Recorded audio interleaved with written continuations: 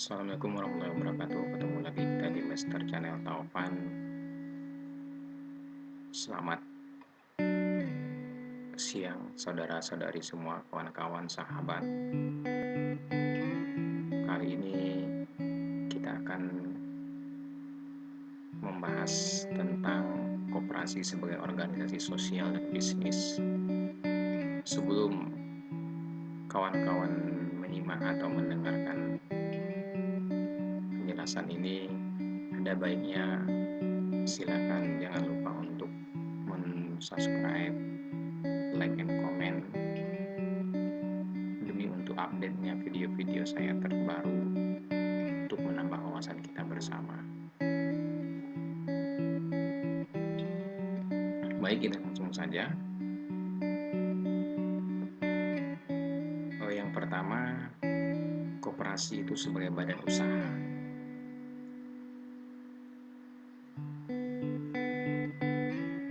Koperasi sebagai badan usaha itu ada beberapa hal yang harus diikuti atau dijalankan oleh koperasi tersebut. Yang pertama, sebagai badan usaha, koperasi wajib tunduk pada kaidah-kaidah perusahaan dan prinsip ekonomi yang berlaku. Jadi, koperasi ini ketika dia ingin menggeserkan, istilahnya ingin mengembangkan sebuah koperasi itu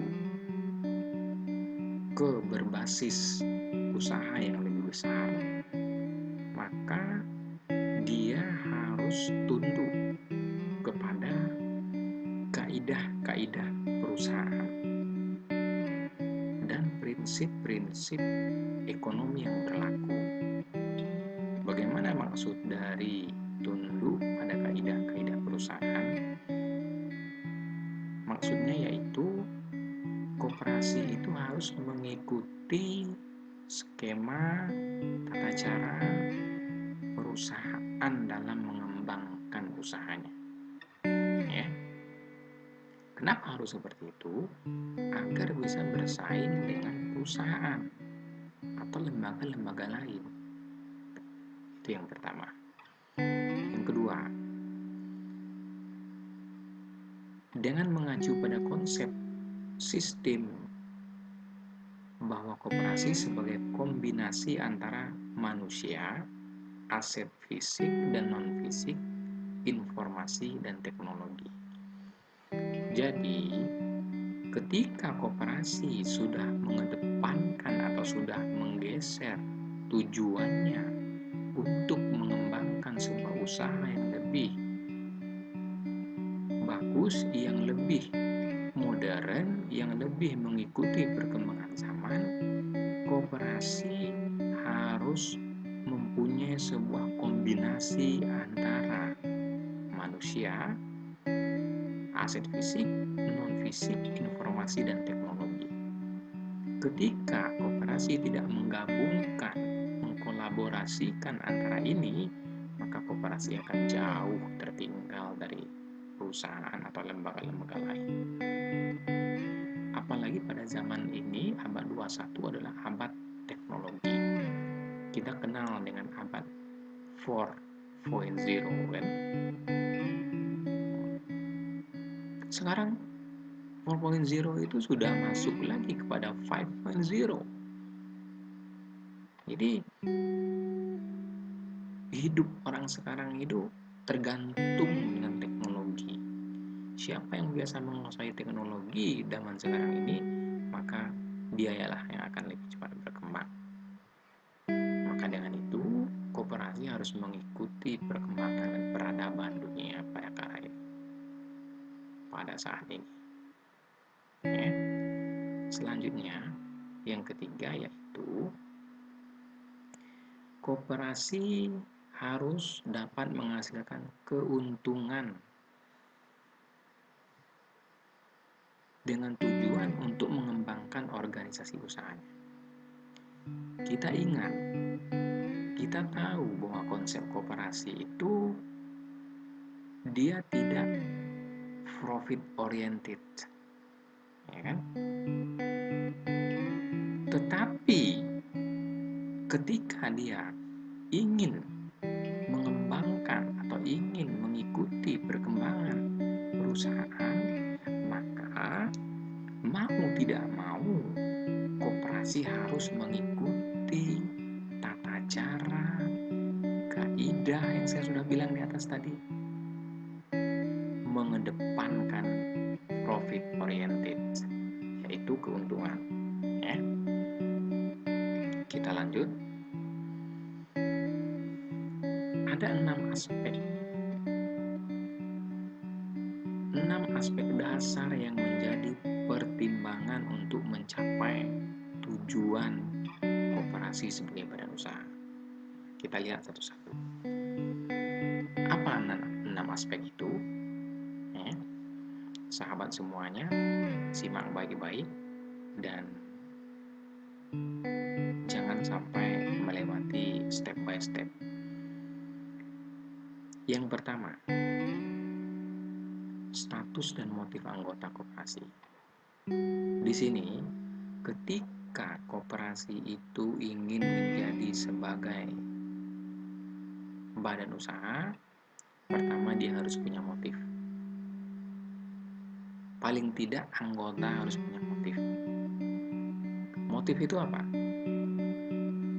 Motif ini adalah salah satu tujuan. Misalnya seperti Anda melakukan sesuatu, apa motifnya?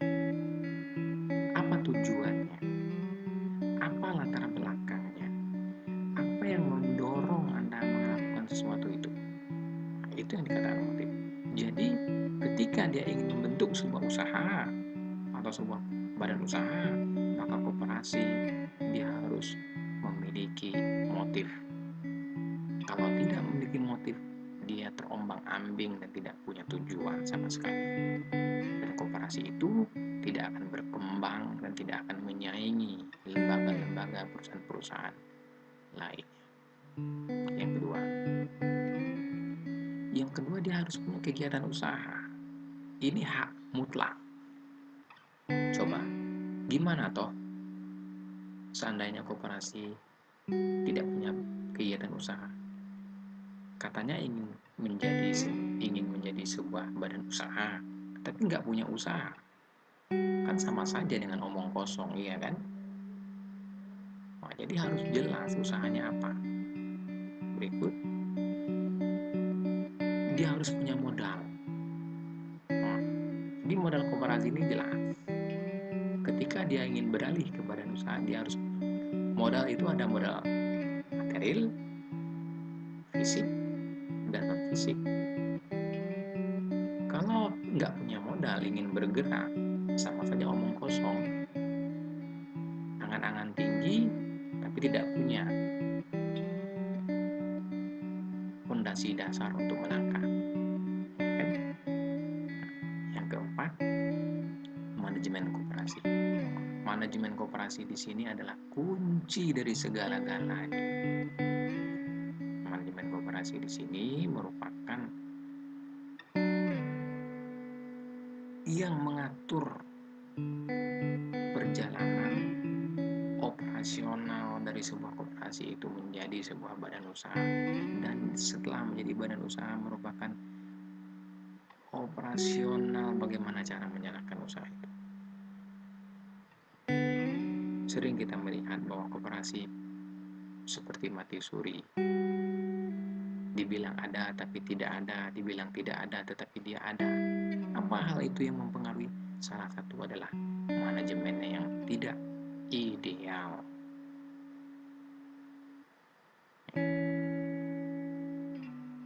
Kita lanjut.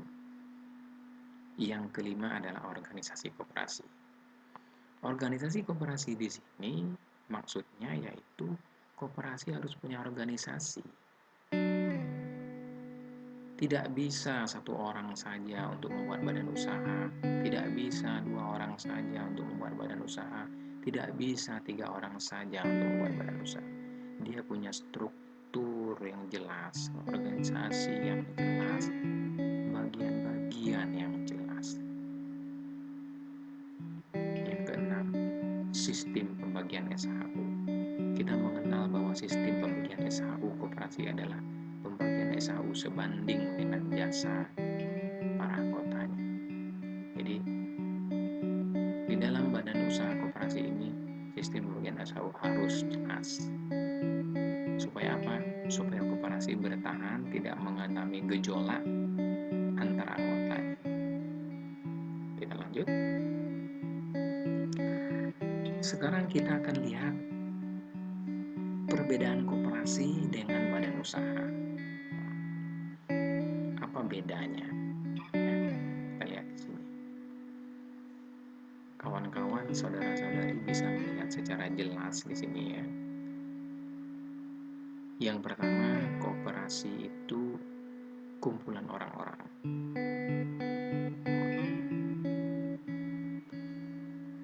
Kalau badan usaha, kumpulan modal. Mungkin saya tidak terlalu menjelaskan secara rinci di sini.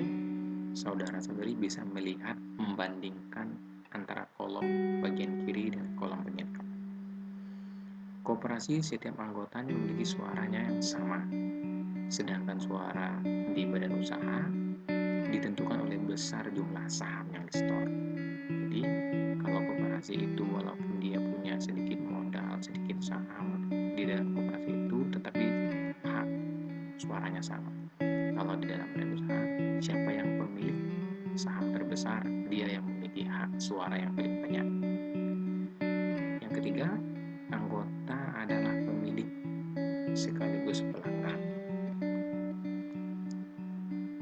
Sedangkan yang ketiga, badan usaha ini pemegang saham tidak harus menjadi pelanggan.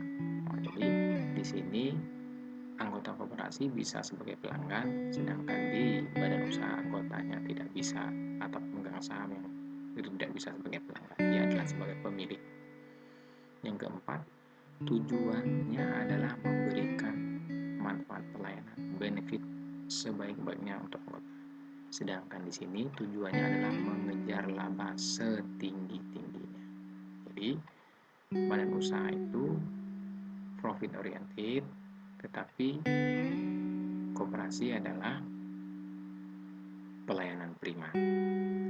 Yang kelima, anggota koperasi memperoleh sebagian SHU sebanding dengan besarnya transaksi yang mereka peroleh atau yang mereka lakukan. Sedangkan di sini pemegang saham memperoleh bagian keuntungan sebanding dengan saham yang dimilikinya. Jadi jelas sekali ya. Kemudian kita lihat di sini. Ini adalah sebuah bagan yang mana koperasi itu memiliki anggotanya memiliki status ganda. Bagaimana status ganda ini? Tadi di atas sudah disinggung di perbedaan koperasi dengan badan usaha. Status ganda di sini yaitu saya sengaja di sini memberi warna merah di bagian ini dan di bagian ini. Ini anggota koperasi. Anda bisa melihat di sini arah garis panahnya, ya. Anggota koperasi ini menjadi masuk ke dalam sebuah koperasi, kemudian menjadi anggota, ikut rapat anggota. Setelah dia menjadi anggota koperasi, dia dinyatakan sebagai pemilik. Dia dinyatakan sebagai pemilik. Dia dinyatakan sebagai pemilik. Ingat ya. Nah, itu status yang pertama yang dimiliki oleh anggota. Yang kedua,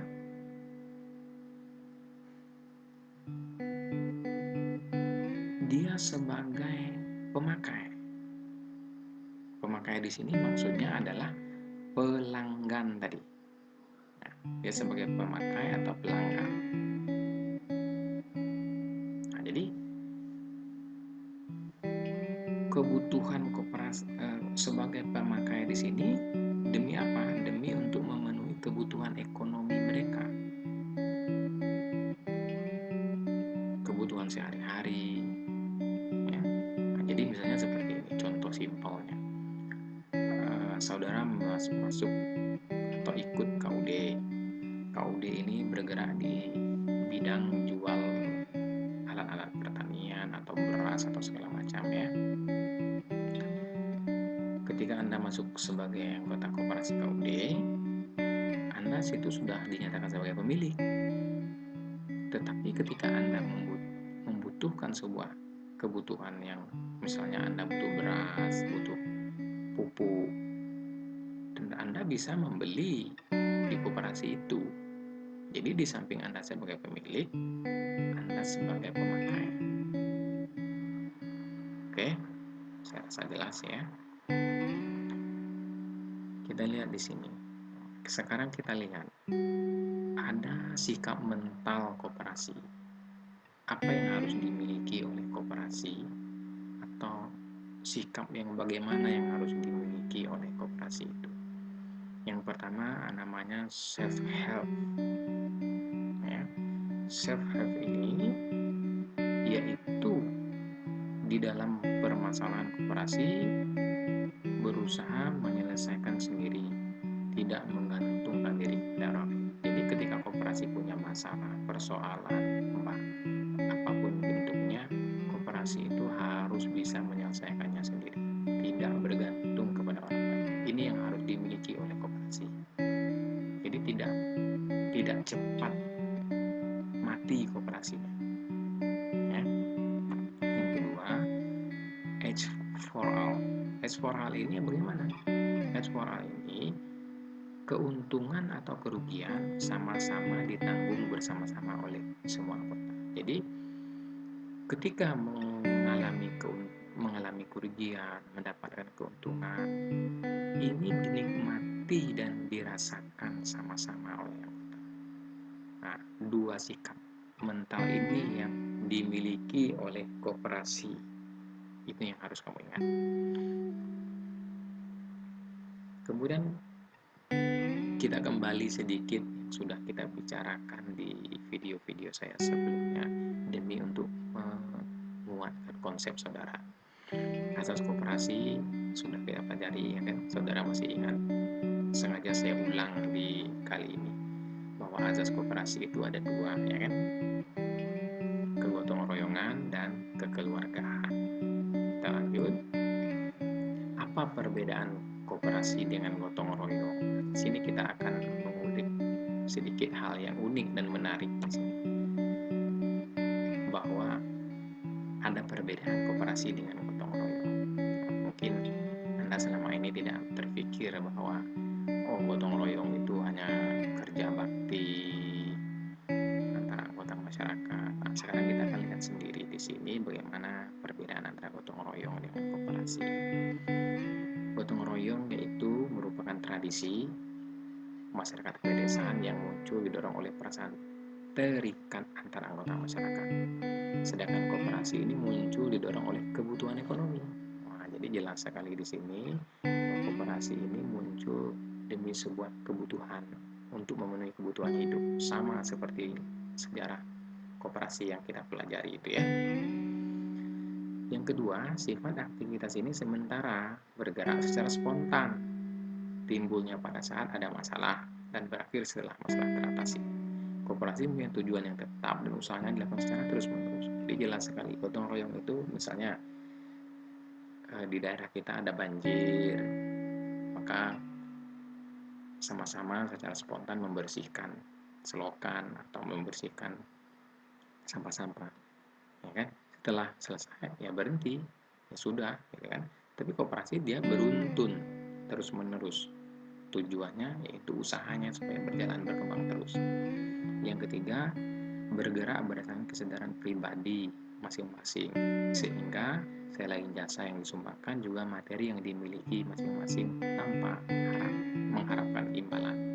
Sedangkan koperasi koperasi merupakan organisasi yang teratur, lengkap dengan susunan pengurus, daftar anggota, anggaran dasar, program kerja dan sebagainya. Jadi jelas sekali di sini bahwa gotong royong itu berdasarkan dari kesadaran dari pribadi masing-masing. Sedangkan koperasi di sini mereka punya struktur pengurus yang jelas. Ya. Sekarang kita lihat, kalau tadi kita sudah cerita tentang koperasi sebagai badan usaha, sekarang koperasi sebagai organisasi sosial.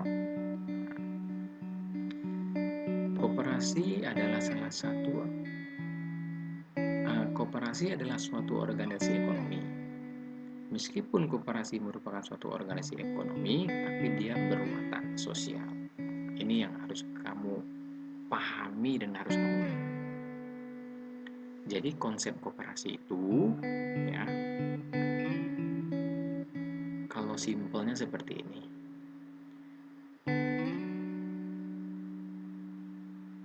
Orang yang membuka usaha tetapi dia dermawan, nah, itulah koperasi.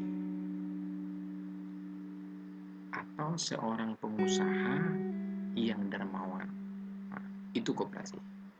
Koperasi ini dia merupakan suatu organisasi ekonomi, suatu alat untuk mencapai pertumbuhan ekonomi atau alat motor perekonomian. Konsep yang digunakan adalah konsep perusahaan tadi, badan usaha tadi, tapi dia berwatak sosial. Berwatak sosial bagaimana?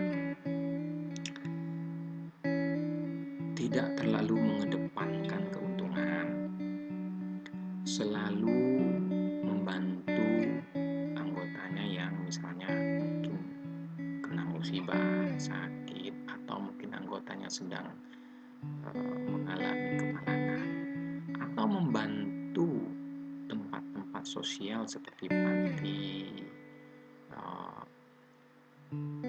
tempat-tempat ibadah, masjid, tempat-tempat pendidikan, sekolah, membantu hal-hal yang bersifat sosial, ya, itu yang harus kamu ingat.